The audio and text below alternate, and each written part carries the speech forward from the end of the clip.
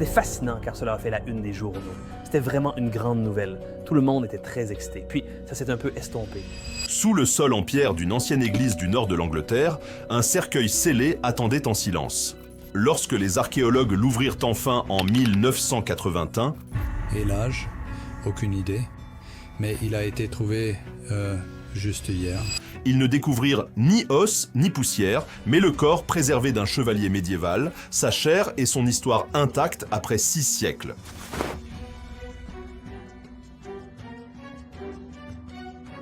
Sous le prieuré. L'été 1981 fut calme dans le village côtier de Sainte-Bise, dans le Cumbria. Une équipe d'archéologues était venue au prieuré en ruine, non pas à la recherche de miracles, mais de traces du passé, fondations de pierre, cartes de sépulture, fragments de la vie médiévale. Le travail était méthodique, patient et sans incident, jusqu'à ce qu'une truelle heurte un métal. Sous des siècles de poussière reposait un cercueil pas comme les autres, lourd, gris et hermétiquement scellé. L'équipe s'attendait à trouver des ossements. À la place, ils découvrirent un sarcophage intact en plomb.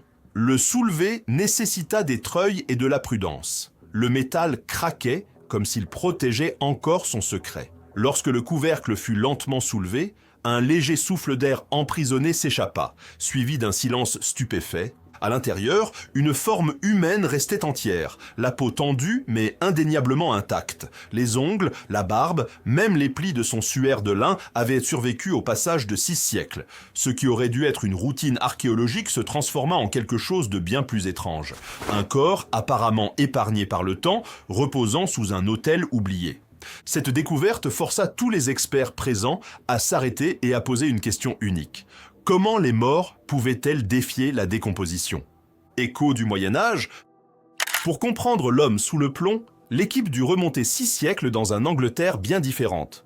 Au XIVe siècle, le prieuré de Saint-Bise était un avant-poste bénédictin perché au-dessus de la mer d'Irlande, un monde de lumière de bougies, de chants et du rythme tranquille de la vie monastique. Là, des moines priaient pour les âmes des nobles qui payaient pour être près de l'autel de Dieu. Être enterré à l'intérieur de l'église, en particulier près du chœur, était un honneur réservé aux puissants reposés sous la pierre sacrée, signifiait que votre nom avait du poids tant au ciel qu'à la cour. Les cercueils en plomb étaient l'expression ultime de ce privilège. Chacun demandait des mines, de la fusion et un transport coûteux avant d'être martelé en feuilles assez épaisses pour résister à l'effondrement. Les coutures étaient soudées avec du plomb fondu, créant un sceau hermétique que peu pouvaient se permettre.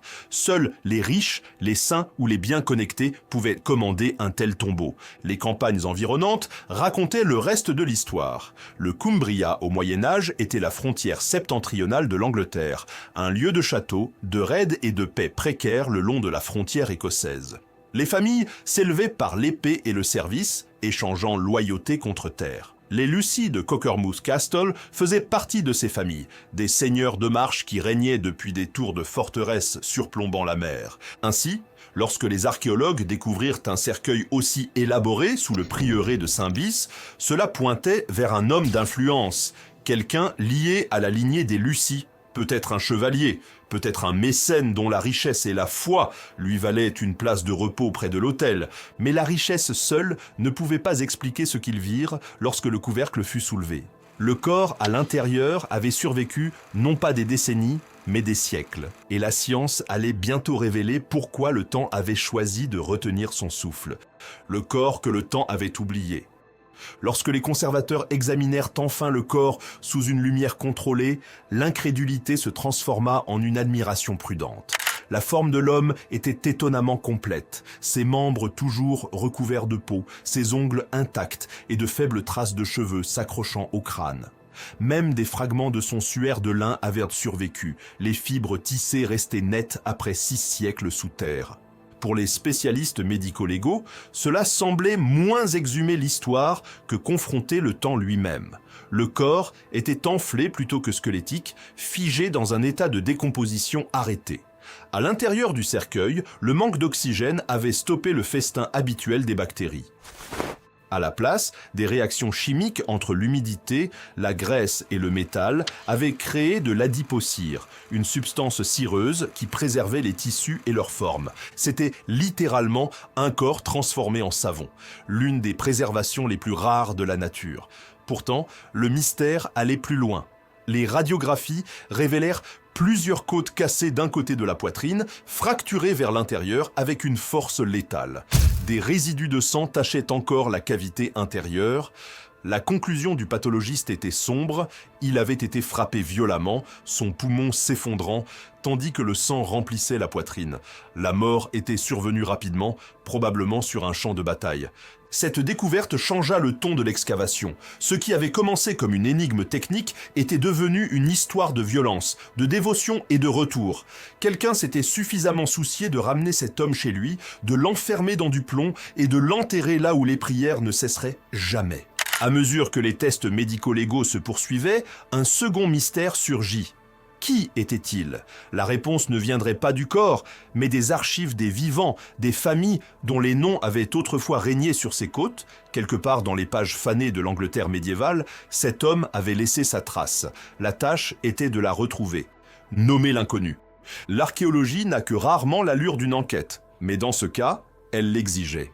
Quelque part dans l'histoire du nord de l'Angleterre, un homme de richesse, de foi et d'allure militaire était mort violemment et avait été ramené chez lui dans un cercueil scellé. La question était, quelle histoire correspondait à ce modèle ? Les archives du prieuré de Saint-Bize offrirent des indices. Le chœur, l'endroit où le corps avait été trouvé, était traditionnellement réservé aux mécènes et aux nobles. Au XIVe siècle, un nom réapparaissait sans cesse. La famille Lucy de Cockermouth Castle. Ils étaient des seigneurs puissants du Cumberland, une dynastie qui défendait la frontière septentrionale de l'Angleterre contre les raids écossais et servait sous la couronne en France et au-delà. Parmi eux se trouvait Sir Anthony de Lucy, 3e baron Lucy, né en 1332. Héritier de vastes domaines et commandant de confiance sous le roi Édouard III, Anthony vivait à une époque de guerre presque constante. Il combattait à la frontière écossaise puis rejoignit les chevaliers teutoniques en Prusse, où les croisés chrétiens affrontaient les forces païennes lituaniennes dans l'une des dernières guerres saintes d'Europe.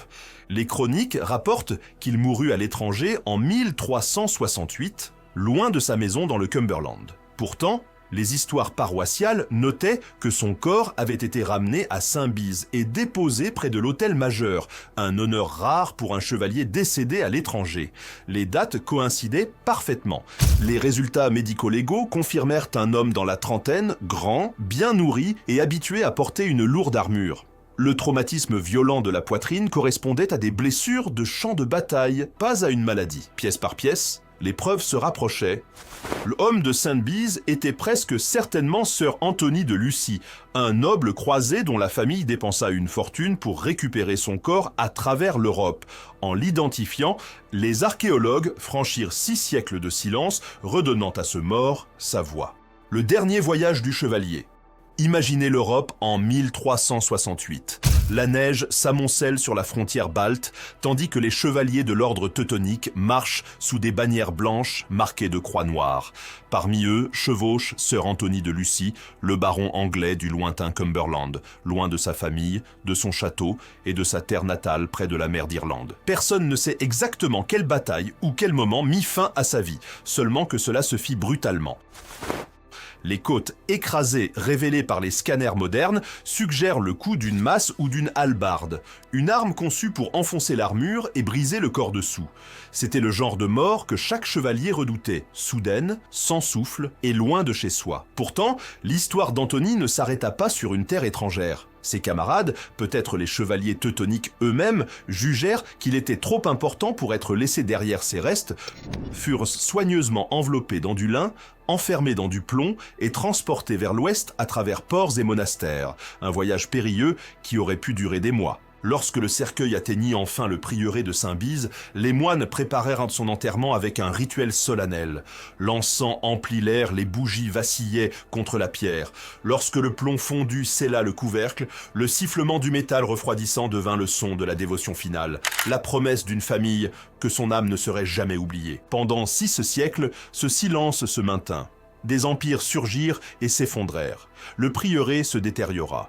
Mais sous son sol froid, Sir Anthony demeurait intact, un messager d'un siècle de croisades et de rois attendant un monde capable d'entendre à nouveau son histoire. Ce qui survit. Lorsque les scientifiques rouvrirent le cercueil en 1981, ils ne ressuscitaient pas un homme. Ils confrontaient l'architecture fragile du temps lui-même. La préservation de Sir Anthony n'était pas miraculeuse. C'était de la chimie et du hasard. Le cercueil en plomb avait verrouillé l'air, le sol frais de la côte avait ralenti la décomposition et les propres graisses du corps s'étaient durcies en une cire protectrice. Pourtant, la frontière entre science et sainteté reste floue.